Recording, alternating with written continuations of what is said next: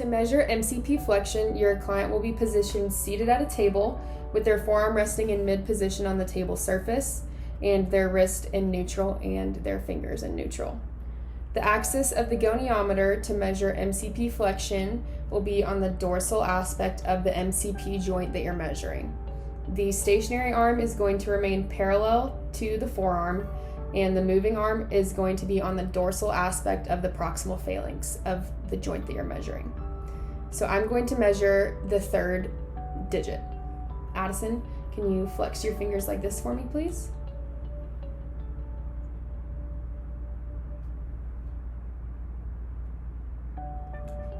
Good. Addison had 90 degrees of MCP flexion in the third digit. The norm for MCP flexion is 90 degrees.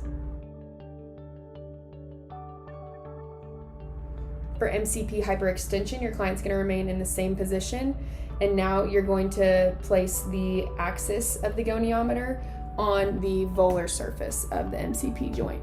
So the stationary arm will remain parallel to the forearm, and the moving arm is going to follow the volar aspect of the proximal phalanx. Now, Addison, I want you to stretch your fingers back as far as you can go.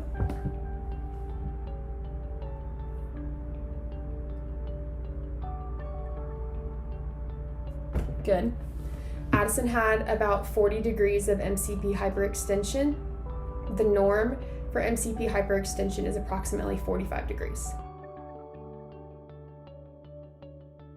To measure PIP flexion, your client will be positioned seated at a table with their forearm resting in mid position on the ulnar border. The wrist and fingers will be neutral. The axis of the goniometer will be placed over the PIP joint.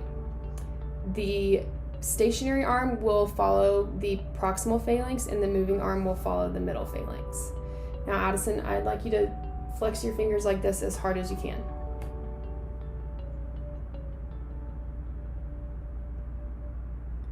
Good. Addison had 115 degrees of PIP flexion, and the norm for this movement is approximately 110 degrees. To measure DIP flexion, your client will be seated at a table with their forearm resting in mid position neutral on the table surface. The wrist and fingers will be in neutral as well. The axis of the goniometer will be placed on the lateral surface of the DIP joint. The stationary arm will remain parallel to the middle phalanx, and the moving arm will remain parallel to the distal phalanx. Okay, now Addison, I want you to bend your fingers as far as you can.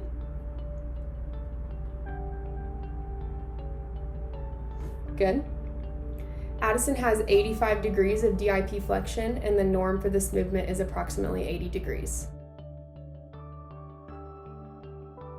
To measure thumb MCP flexion, your client will be positioned seated at the table with their forearm in mid position resting neutrally on the table. The axis of the goniometer will be placed on the dorsal surface of the thumb MCP joint. The stationary arm will remain parallel with the thumb metacarpal, and the moving arm will remain parallel with the thumb proximal phalanx. Now, Addison, I want you to flex your thumb as far as you can.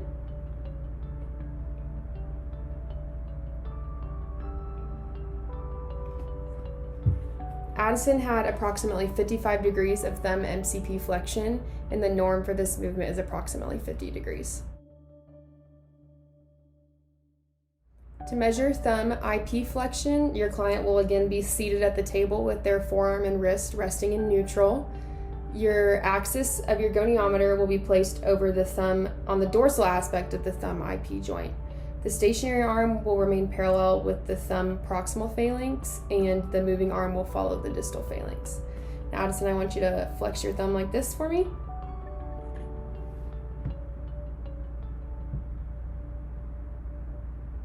Good. Addison had approximately 85 degrees of thumb IP flexion, and the normal range of motion for this movement is approximately 90 degrees. To measure thumb radial abduction, your client will be positioned with their forearm pronated flat on the table and their wrist in neutral. The axis of the goniometer will be placed over the anatomical snuff box. The stationary arm will remain parallel with the radius, and the moving arm will remain parallel with the thumb metacarpal. Now, Addison, I want you to extend your thumb out as far as you can go.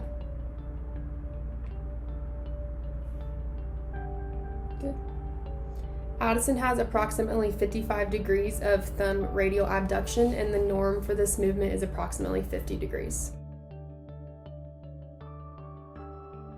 To measure thumb palmar abduction, your client will be seated at the table with their forearm resting in mid-position, wrist neutral on the table. Your goniometer axis will be placed over the anatomical snuff box. The stationary arm will remain parallel to the radius, and the moving arm will follow the metacarpal of the thumb. Now, Addison, I want you to stretch your thumb out this way as far as you can.